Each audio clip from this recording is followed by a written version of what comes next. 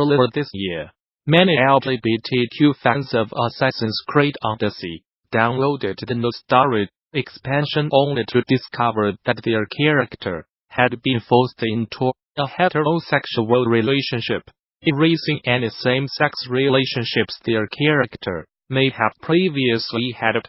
This action was especially controversial because Ubisoft, the publisher of the Assassin's Creed series, had gone out of its way to market Assassin's Creed Odyssey as an LGBTQ-friendly game that emphasizes players' choice and autonomy for LGBTQ gamers. Controversies like this are not new. Last year, CD Projekt Red emphasized the bisexuality of the player avatar in its upcoming game, Cyberpunk 2077, while it simultaneously made transphobic jokes on Twitter. In these examples, there is an obvious disconnect between video game companies' expressed support for the LGBTQ community and their actions, while LGBTQ gamers may feel particularly betrayed by these organizations' lack of consistent support for their community. These inconsistencies pose perhaps an even more urgent question: what is the climate like if you are an LGBTQ video game developer who works for one of these organizations? Do these video game companies also inconsistently support their LGBTQ employees? I spent several years conducting qualitative research to try to answer these questions. Below, I share some of my preliminary results, as well as some potential solutions that video game companies could implement to be more inclusive and supportive of their LGBTQ employees. I drew these preliminary conclusions by analyzing 20 interviews, analyzing notes from several field observations at game industry professionals' events and gaming conferences, and from my own prior experience working in the video game industry as a game man. I analyzed this data using Eli Thomas' perspectives on diversity, climate as my theoretical frame. Eli Thomas broke organizational diversity climates into three main perspectives. 1. The discrimination fairness perspective, in which organizations pursue diversity as a social justice cause. 2. The access legitimacy perspective, in which organizations pursue diversity to gain market share.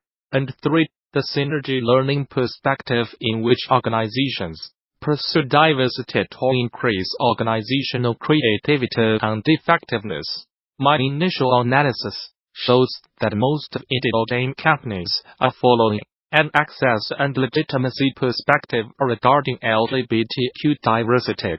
Video game companies are hiring LGBTQ employees and performing visible shows of support, like marching in pride parades, in order to increase their reputation and market to LGBTQ populations. As one respondent, Brandy, a queer woman who worked at an HR department at a large game company, put it, just everything the company does with regards to outreach and diversity is pretty much just to track things off the corporate checklist. It is never about individuals. It is never about understanding the problems that are being faced by your employees and by gamers. It is more along the lines of, okay, if we do this, then it will make us look good among a certain demographic, and it will get us good publicity. What does adopting access and legitimacy perspective actually mean for LGBTQ employees in video games?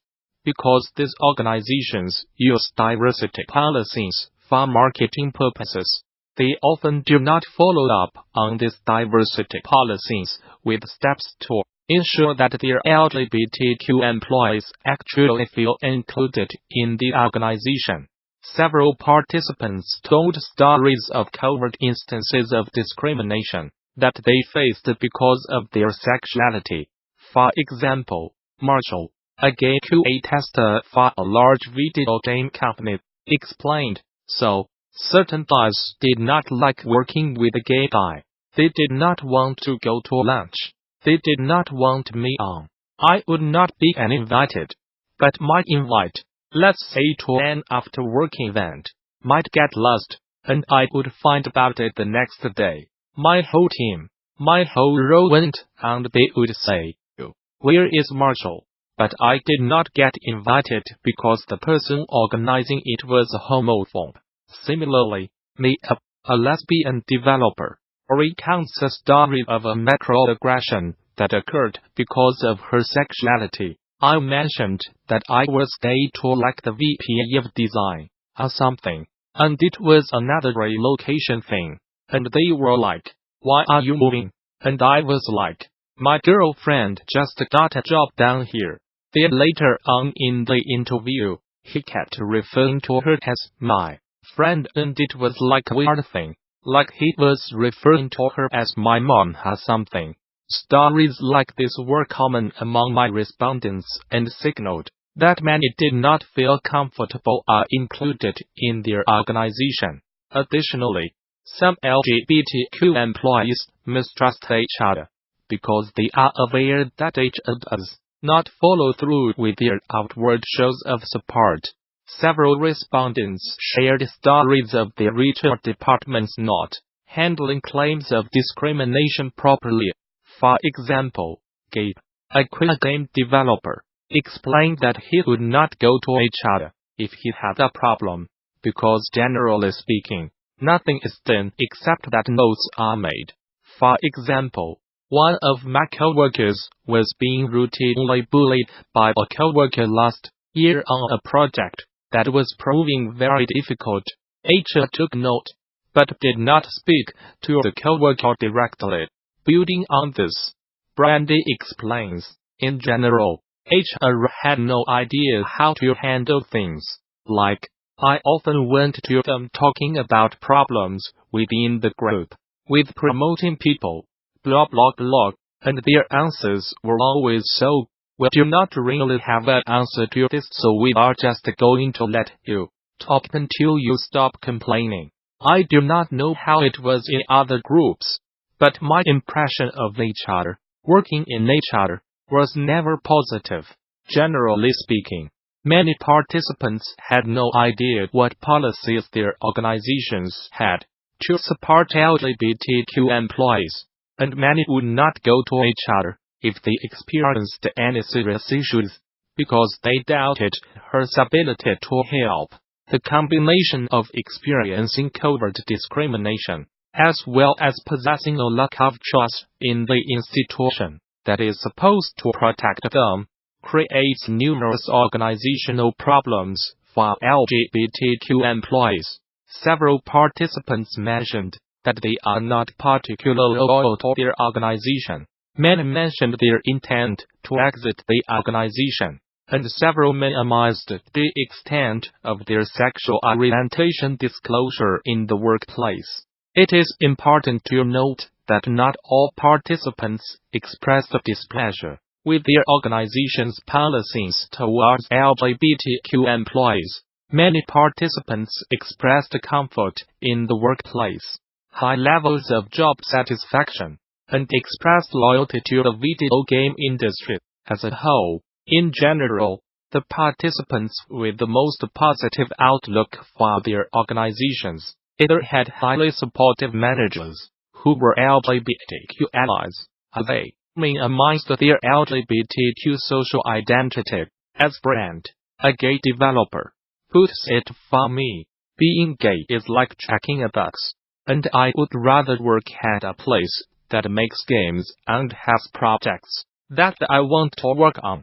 I am not sure how much a supportive climate would affect me during my day-to-day.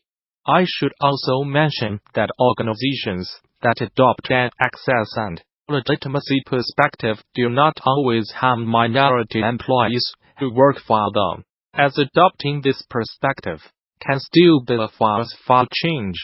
For example, in the video game industry, creating content aimed at LGBTQ audiences can help LGBTQ employees in the long run.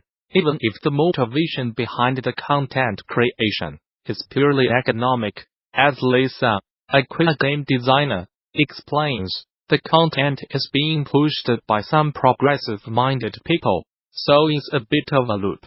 Progressive people make progressive content, which makes the company hire more progressive people, which makes the company more progressive. Rinse, wash, repeat. So what can these companies do to help their LGBTQ employees? First, HR at these companies must be better at communicating organizational policies that support LGBTQ employees.